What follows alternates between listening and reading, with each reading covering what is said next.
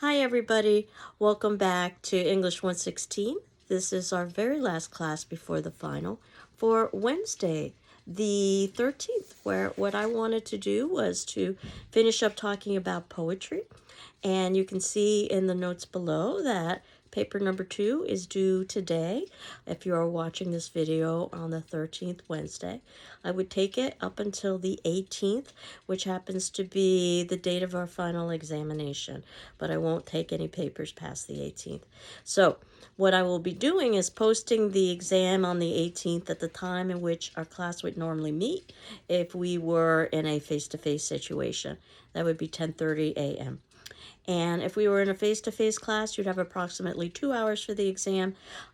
We are not in a face-to-face class, obviously, so I will give you 24 hours in which to complete that exam. That'll be due on Tuesday, the 19th at 10:30 a.m. Not that I expect you to spend 24 hours on the exam. I expect you to spend approximately 2 hours on the exam.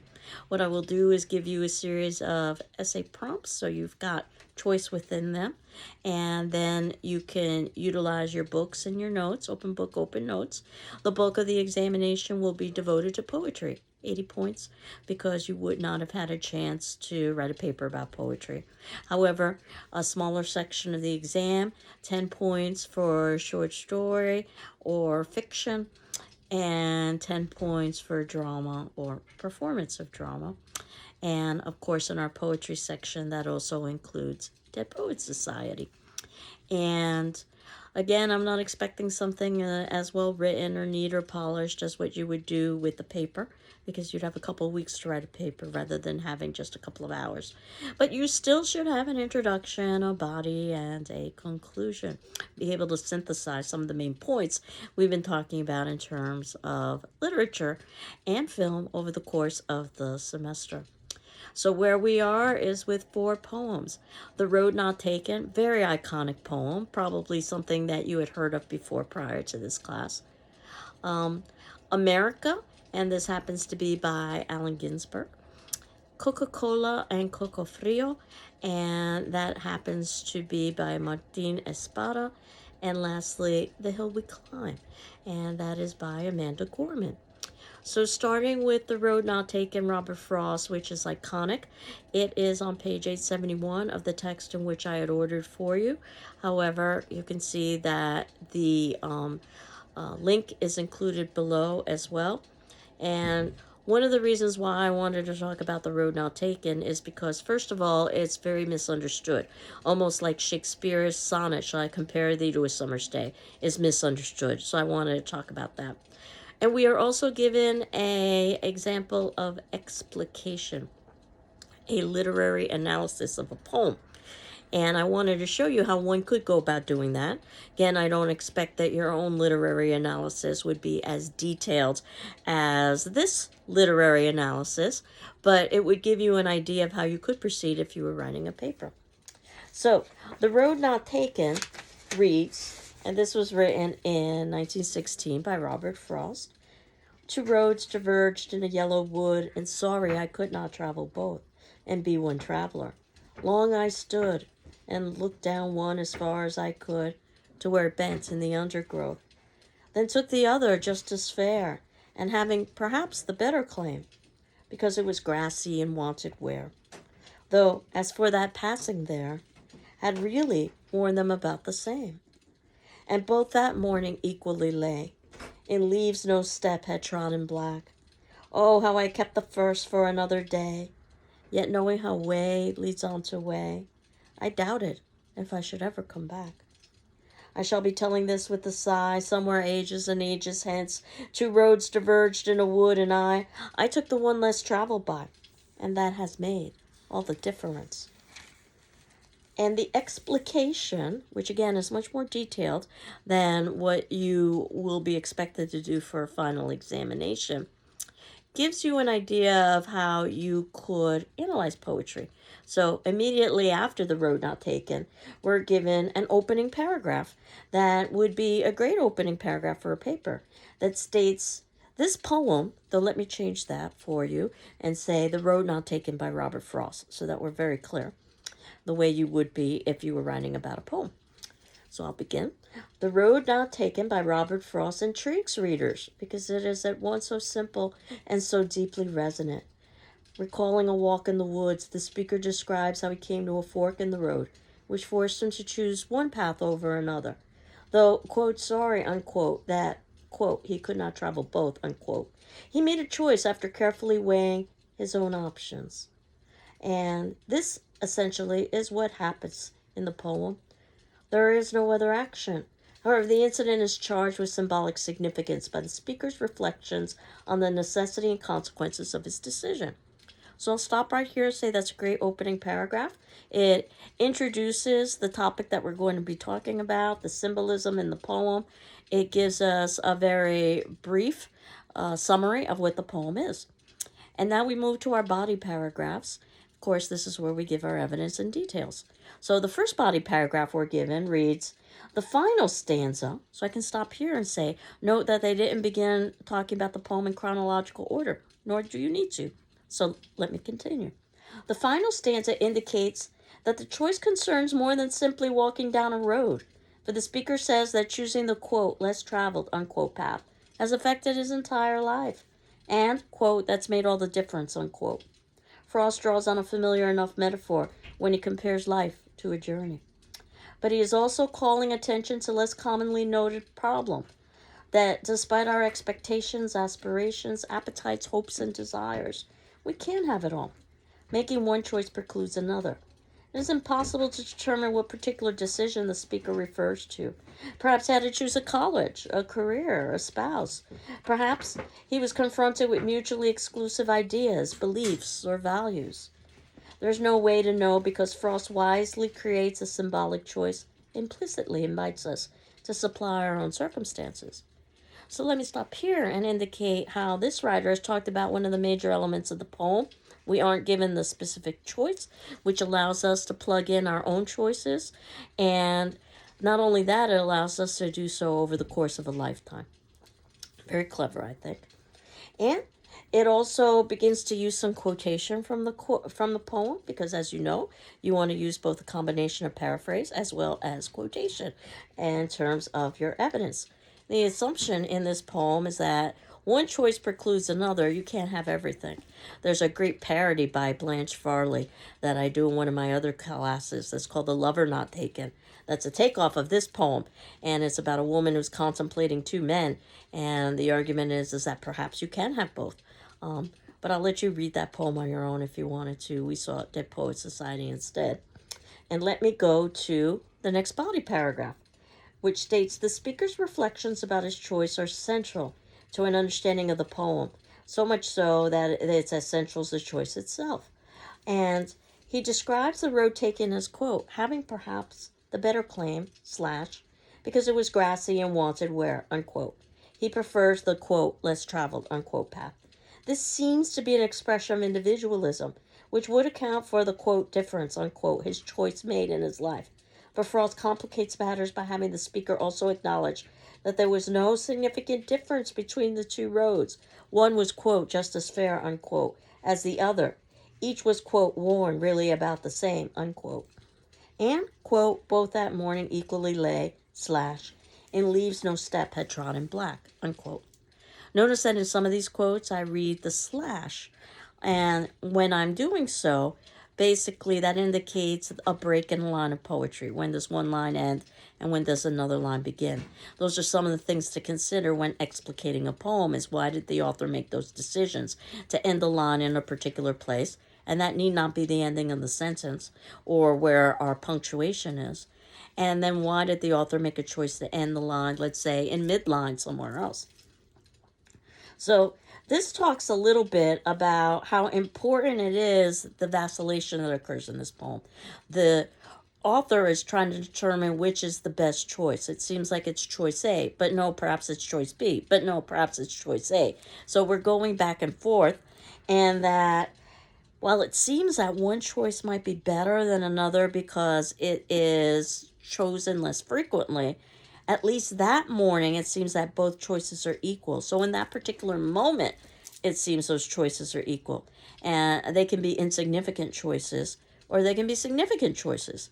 And in fact, insignificant choices can sometimes be very significant, and choices that you think are very significant can actually be very insignificant. But nevertheless, the idea is that both that morning seem equal, which goes to show that it could change by the moment. So the next body paragraph. The speaker imagines that in the future, quote, ages and ages hence, unquote, he will be recounting his choice with, quote, a sigh, unquote, that will satisfactorily explain the course of his life. But Frost seems to be having a little fun here by showing us how the speaker will embellish his past decision to make it appear more dramatic. What we hear is someone trying to convince himself that the choice he made significantly changed his life. When he recalls what happens in the, quote, yellow wood, unquote, a color that gives a glow to the irretrievable moment when his life seemed to be on the verge of momentous change, he appears more concerned with the path he did not choose than with the path he did. Frost shrewdly titles the poem to suggest the speaker's sense of loss and not being able to, quote, travel both, unquote, roads. When the speaker's reflections about his choice are examined, the poem reveals his nostalgia instead of affirming his decision to travel a self-reliant path in life. And this body paragraph, I might say, is incredibly important because it's how this poem is misread. Most people misread this poem and say that the author has a choice between two and ultimately chooses the less chosen path, and that that's a good thing for him. Nowhere does the poem say that. Look at the title. The poem is about the choice not made, the road not taken, not necessarily the choice made. And this poem is really about the human curiosity and sometimes even regret about the choice we did not make. And of course, as we go through this poem, there's lots of ways that we could look at some of the possible symbolism. They talk about, in this analysis, yellow wood is a color that gives a glow to the irretrievable moment when life seemed to be on the verge of a momentous change. I can't disagree with that, but considering that Frost is a New Englander, and I myself live in New England, and I think about the autumn and how leaves change, and the yellow that you will oftentimes see in the leaves, I would think that that would be another possible meaning. Yellow is oftentimes associated with things like cowardice, and that could be something else. You could perhaps relate to the idea of choice, the fear that comes with choice. Nevertheless, your argument doesn't have to be correct, it just has to be possible. Or as I've had a very wise professor in college once say, there are no wrong answers in literature. Or there are no right answers in literature, I'm sorry. There are no right answers in literature, but there are some wrong ones. So it's right as long as there's evidence within the text so that you can support that perspective. The next body paragraph talks a little bit about the construction of the poem. We discussed this about scanning a poem, and that you only want to do this if it's something that you can relate to your argument, which is what this writer did. The rhyme stanzas of The Road Not Taken follow a pattern established in the first 5 lines, A, B, A, A, B. That this rhyme scheme reflects, perhaps, the speaker's efforts to shape his life into a pleasing and coherent form. The natural speech rhythms Frost uses allows him to integrate the rhymes unobtrusively, but there's a slight shift in lines 19 to 20 when the speaker asserts self-consciously that the, quote, less traveled, unquote, road, which we already know to be basically the same as the other road, made, quote, all the difference, unquote. Unlike all the other rhymes in the poem, difference does not rhyme precisely with hence. The emphasis must be placed on the difference to make it rhyme precisely or perfectly with hence, which may suggest the speaker is trying a little bit too hard to pattern his life on his earlier choice in the woods. I certainly can't disagree with that. I don't know if that's the only argument, but kudos to this author for talking about the construction of the poem, but then relating it to how it is important to the poem itself. And then lastly, perhaps the best way, this is the last paragraph, perhaps the best way to begin reading Frost's poetry is to accept the invitation he placed at the beginning of many of his volumes of poems. The pasture means what it says, of course. It's about taking care of some farm chores. But it's also a means of saying one thing in terms of another. And it's a great concluding paragraph. It references another work done by the same author. I wish this paragraph was 3 sentences long, and instead it's 2. Minor quibble. Of course, if you were writing a paper, that's something you could do, and that's nothing that I would expect in a final exam. But this gives you an idea of how you could go about analyzing this very famous poem and how it's oftentimes misunderstood. This idea of thinking about a road on the journey of life is something we've seen in other literature before. Take something like Oedipus the King when he's at his crossroads. So, and I do want to emphasize the use of the I in this poem. He repeats, and I took the one less traveled by. In other words, this was a personal choice. And he says it with a sigh, and a sigh can be positive or negative. You can sigh with contentment or happiness, or you can sigh with sadness or despair. The fact that it made all the difference, we don't know if that's a positive difference or a negative difference. So one of the things about poetry is that it tends to be ambiguous, as we discussed. I think that's part of the power of it. Now, America by Allen Ginsberg is an example of poetry that very much defied expectations of its time period. That it was very unconventional, very defiant, very stream of consciousness, trying to basically mimic the thought patterns that we would have, which oftentimes are nonsensical, which oftentimes are inappropriate in polite company, which oftentimes don't have any seemingly clear connection. It's deliberately unclear. And there are many topical references to things that would have been going on in the news that probably wouldn't necessarily have relevance now, but they would have had relevance in 1956. Usually these episodes are references to injustices or injustices that Ginsberg thought that his society was experiencing. Things like police brutality, for instance, or unjust incarcerations. Lots of references to communism, lots of questioning about organized religion, lots of references to drug use, lots of questions about sanity and insanity. And the question is, America insane? Or is the author insane? Or are both insane? Is the author America? Or is America separate from the author? Lots of questioning to the reader. Is this true? Is this correct? Tell me. Use of profanity, use of racial epithets. So there are usually some pretty strong feelings about Allen Ginsberg, that people love him, that this is a poem and a poetry of truth. Or they hate him because this is self-indulgent, that's just complaining, and that oftentimes could even be seen as inappropriate and obscene.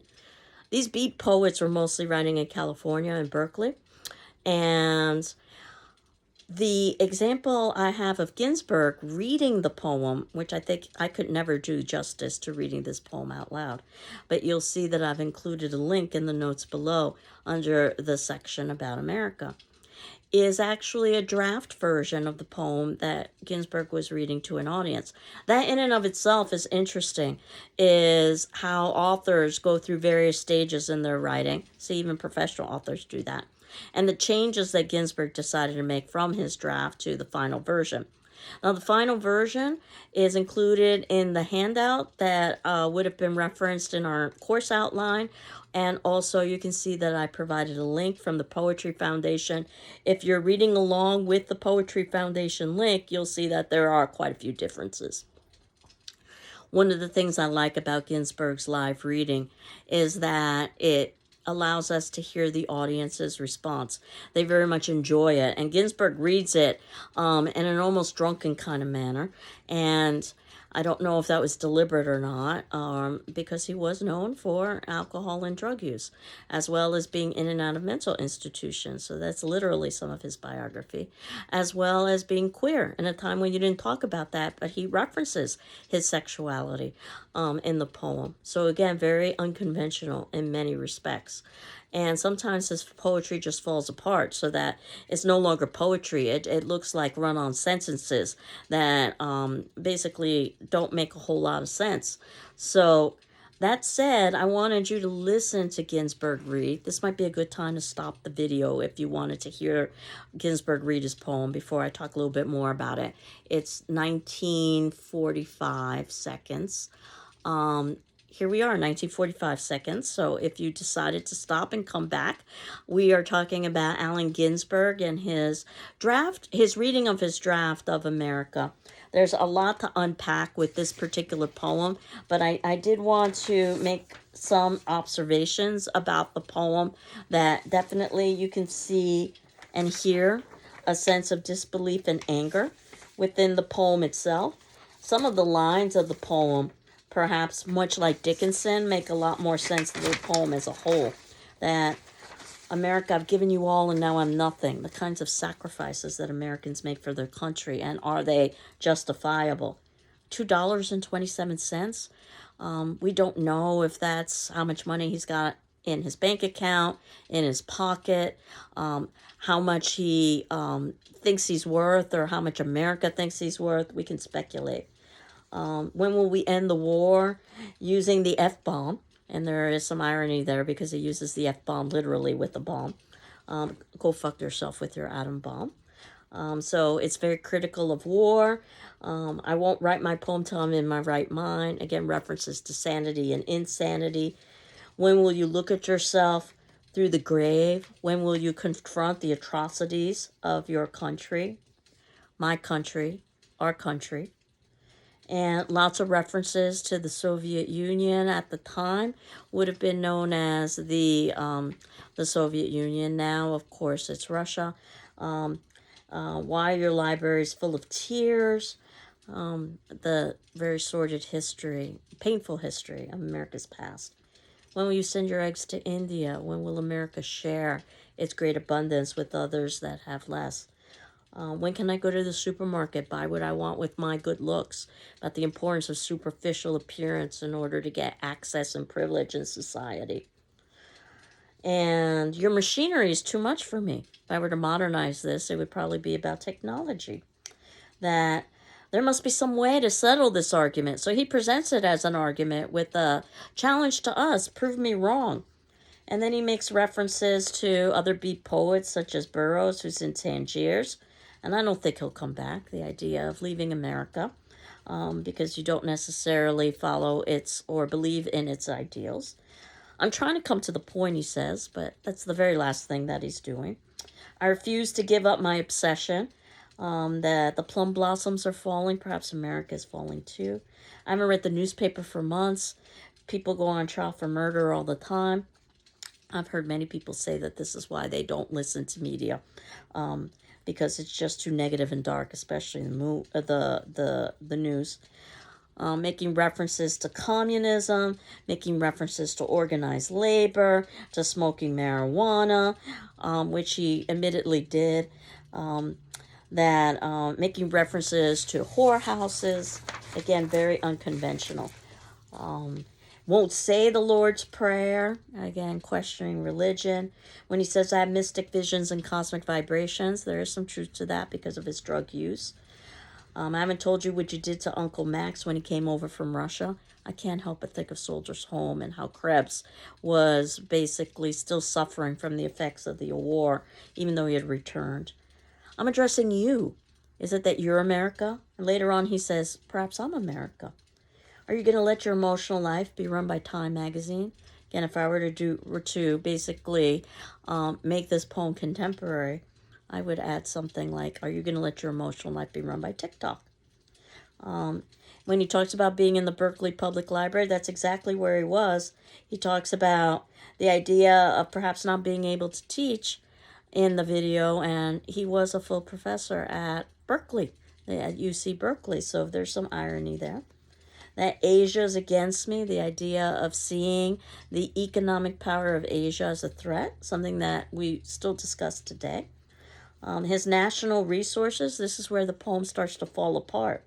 2 joints of marijuana, millions of genitals, unpublished private literature that goes 1,400 miles an hour, 25,000 mental institutions. And I say nothing about my prisons, nor the millions of underprivileged who live in my flower pots under the light of 500 suns. Perhaps that's symbolic. Perhaps it's literal, and he's talking about growing weed in flower pots underneath the harsh lights, the many lights that you would need to do so successfully. want to be president despite the fact that I'm Catholic. At the time, it was a really big deal that Kennedy was a Catholic president. Of course, now Biden is also another Catholic president for us. How can I write a holy litany in your silly mood? This is the justification for not writing something beautiful or poetic, arguing that America is not beautiful or poetic. I will continue like Henry Ford, and my strophes are as individual as his automobiles. Henry Ford was known for basically the mechanization of society, the assembly line where everyone does the same thing. And a strophe is the movement in Greek chorus where everybody does the same thing. It also talks a little bit to capitalism and consumerism in the United States. And talking again about many references. And if you're reading the handout, you've got some footnotes to describe who Tom Mooney is or the Spanish loyalists. And again, these are people who have either experienced injustice or people that he thinks stand up for injustices. And then the poem falls apart again. America, when I was 7, Mama took me to a communist cell meeting. They sold us garbanzos, a handful per ticket. A ticket cost a nickel. The speeches were free. Everybody was angelic and sentimental about the workers. It was all so sincere. You have no idea what a good thing the party was in 1915, or 35, I'm sorry. Scott Neary was a grand old man, a real mensch. Mother Blore made me cry. I once saw Israel amped her plane. All of that is just one long run-on sentence. Everybody must have been a spy. The hysteria that was going on during McCarthyism. And that the fault is of the Russians and the Chinamen and them Russians who want to eat us alive and take our cars from our garages. Again, the automobile, especially in the 50s, being a status symbol of wealth. Less so now, it's more seen as a necessity rather than a privilege.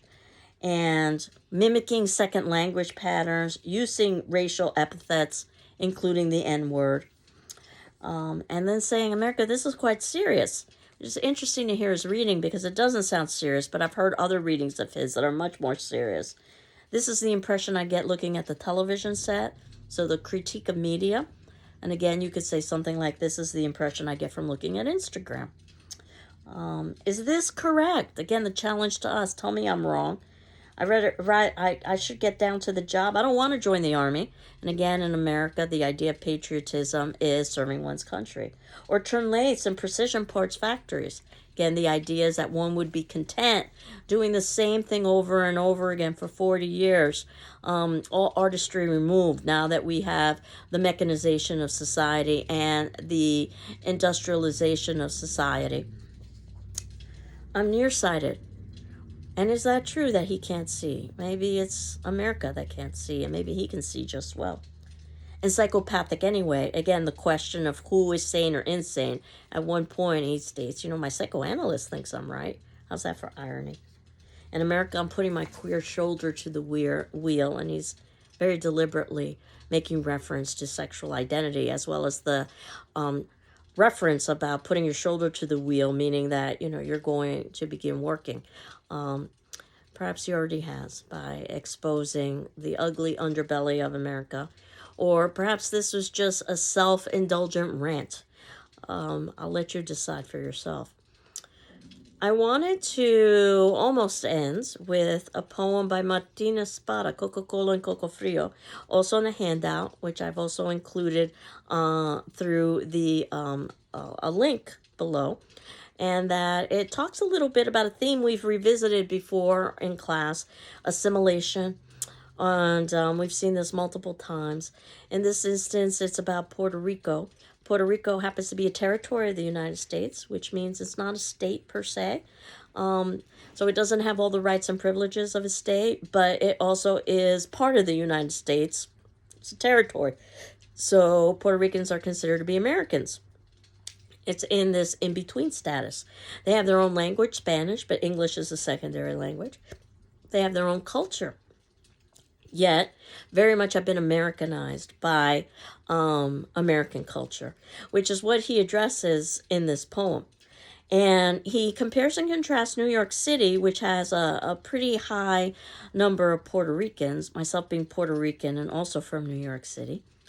And people tend to forget that New York is an island, as Puerto Rico is an island, though Puerto Rico is a tropical island. Puerto Rico meaning rich port, Puerto Rico. And the poem being both autobiographical, he readily admits that he's the fat boy he talks about in the poem, yet also symbolic of the fat America that basically has lost its way. And that fat suggests consumption. And he talks about two things: Coca-Cola, which is artificial and unhealthy, the sugar water, and it represents consumerism and perhaps the most well-known product on the face of the planet. Comparing that to Coco Frio, which is natural, healthy, local. It's basically coconut milk that's taken from a local stand. You can't get more local and natural than that. This was before the farm to table movement. And lots of references to milk through coconut milk, but also suggestive of mother, because this person is searching for their motherland. And the idea that there's lots of breast imagery with these coconuts. They are there unsuckled. And the idea that we tend to want that which we cannot have, then we tend to ignore that which is right in our backyards, our natural abundance. He also talks about generational conflict. His aunt, for instance, who has spotted hands, who represents the older generation, who is singing Coca-Cola jingles in a language she does not know. How ironic is that? And that everyone there is trying to expose him to Coca-Cola, which is so American. He already comes from America, from New York City, Brooklyn. And that what he really wants is a taste of his culture. That's what he's hungry for. So I'll read this poem to you. You should know that Martin Espada is a professor at UMass Amherst. Very interesting story. He started as an attorney and basically wrote poetry in his spare time and has completely flipped over. So now he's writing in his spare time, or I'm sorry, writing in his full time and practicing law in his spare time. And I would like to believe that in 100 years, Martin Espada will be as well known as the Robert Frost of the world. I think he's quite a talented author. He recently spoke at GCC as well as the Lava Center in downtown Greenfield. It's quite a treat to be able to hear him speak. He is very lyrical in the way that he delivers his poetry. It's quite musical. And in Coca-Cola and Coco Frio, we're told, on his first visit to Puerto Rico, the island of family folklore, the fat boy wandered from table to table with his mouth open. At every table, some great aunt would steer him with cool, spotted hands to a glass of Coca-Cola. One even sang to him in all the English she could remember, a Coca-Cola jingle from the 40s. He drank obediently, though he was bored with this potion, familiar from the soda fountains in Brooklyn. Then, at a roadside stand off the beach, the fat boy opened his mouth to Coco Frio, a coconut chilled, then scalped by a machete, so that a straw could inhale the clear milk. The boy tilted the green shell overhead and drooled coconut milk down his chin. Suddenly, Puerto Rico was not Coca-Cola or Brooklyn, and neither was he. And for years afterwards, the boy marveled at an island where the people drank Coca-Cola and sang jingles from World War II, in a language they did not speak, while so many coconuts in the trees sagged heavy with milk, swollen and unsuckled. And might I state here, his first visit to Puerto Rico, obviously he's going to Puerto Rico almost like a tourist because he's been raised in New York. So he's been completely assimilated. And what he's looking for is his culture, which is why he's hungry. So that's symbolic. And of course, he's so hungry for it. The coconut milk is tilting down his chin. And it's a green coconut, in other words, that it's fresh. It's not the kind of coconut that would be shipped across the United States that you would find in a chain supermarket. That's why the roadside stand is so important. And again, that idea that the coconuts are sagging heavy with milk. Think about all of the breast imagery and the imagery of motherhood, swollen and unsuckled. One last poem. And this poem was delivered during the presidential inauguration. and it was quite a tense time. It's hard to believe that 3 years have gone by. This was immediately after the January 6th insurrection, where there were questions as to whether or not the United States would have a peaceful transfer of power, something that had never happened before, because of the insurrection on Capitol Hill. And Amanda Gorman delivered this poem, The Hill We Climb, and youngest poet that had ever delivered at a presidential inauguration, the tender age of 21.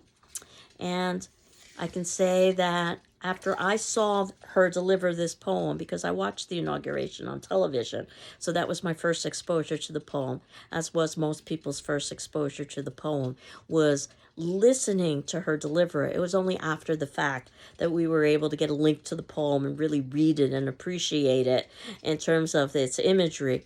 And I've included a link to the poem, but I've also included the video of the poem so that you can experience it the way most America and the world experienced that poem when she delivered it live. And I can't think of any other person that could deliver that poem better than her. As she's in her bright yellow coat filled with hope and optimism. That's what the poem is about. And yet she's wearing a bulletproof vest underneath that, as were all of the people on that stage, because of the fear of assassination attempts. So it was a very tense time in the United States. And she had indicated that she wanted to write a poem that was filled with hope and optimism, that talked about the events on Capitol Hill, but also the hill that we all climb. And sometimes it's best not to say too much about poetry and just to experience it. When you hear it, and then when you read it afterwards in particular, you'll begin to appreciate the rhyme of the poem, the alliteration, the initial repetition of consonant sounds, the meter, the rhythm of the poem, the symbolism associated with the poem, the tone of the poem, and as I had suggested, the delivery of the poem. But I wanted to end the semester with this particular poem, a poem of hope and optimism. You may have seen it during the inauguration, but you wouldn't have had the context of this class. So whether you've seen it or not, I encourage you to see it again and to read the text.